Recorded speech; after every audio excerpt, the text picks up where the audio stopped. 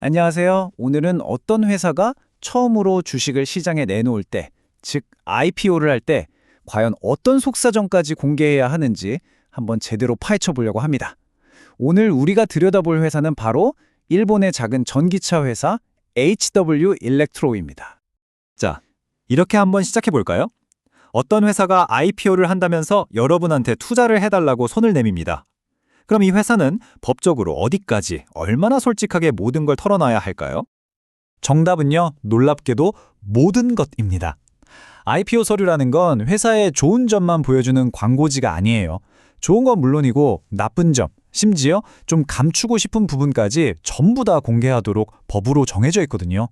아주 정직한 문서인 셈이죠. 그래서 오늘 우리는 금융 탐정이 되어볼 겁니다.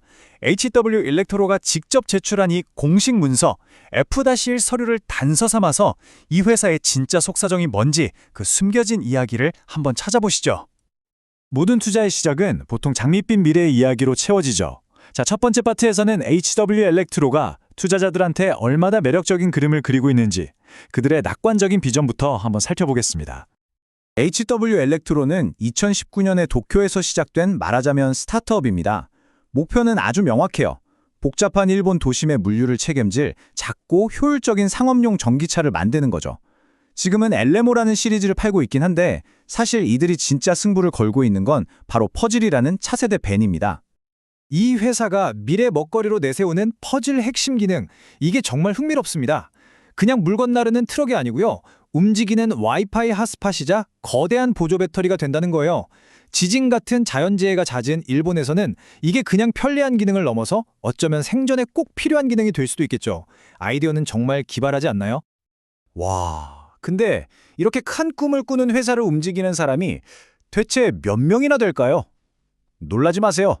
서류에 적힌 정규 직원은요, 딱 8명입니다. 네, 정말로요. 8명. 이 숫자를 머릿속에 꼭 기억해 두세요.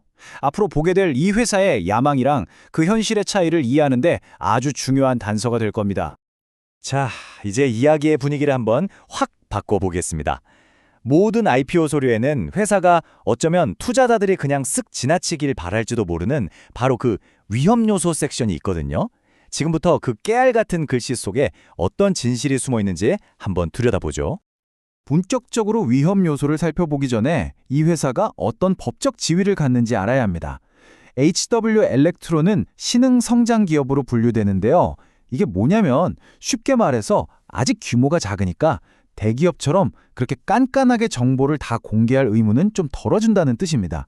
거꾸로 말하면 투자자 입장에서는 그만큼 더 꼼꼼하게 들여다봐야 한다는 신호이기도 하죠.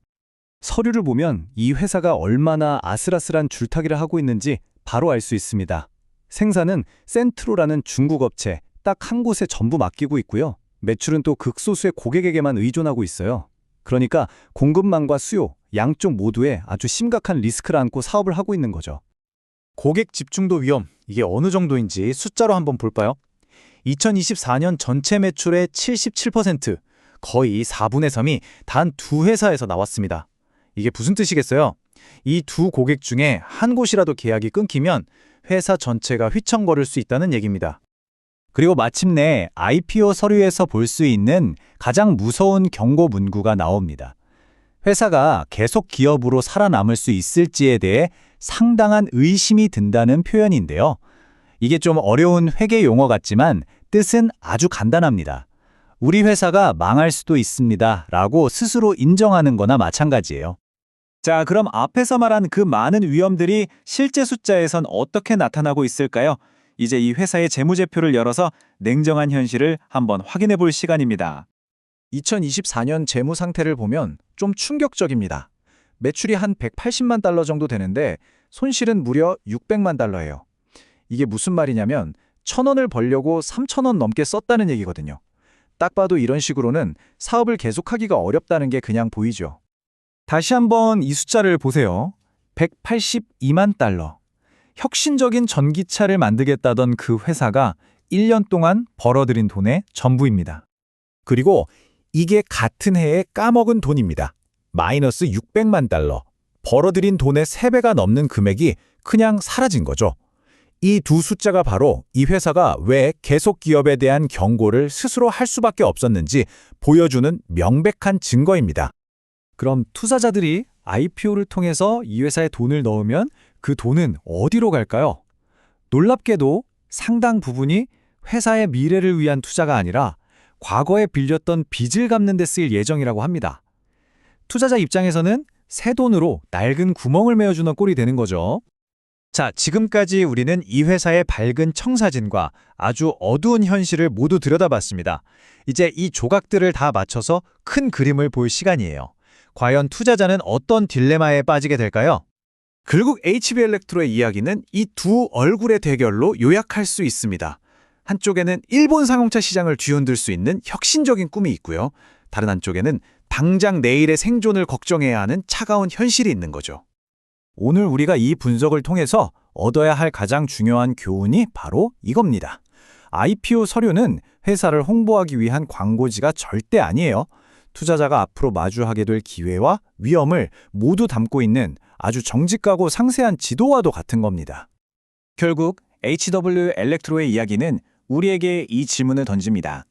단 8명으로 시작한 이 회사는 과연 배송의 미래를 여는 열쇠가 될까요? 아니면 거대한 야망이 차가운 현실에 부딪혀 부서진 또 하나의 경고등으로 남게 될까요? 이 정직한 서류는 질문을 던졌고 그 답은 이제 시장과 시간이 하게 될 겁니다.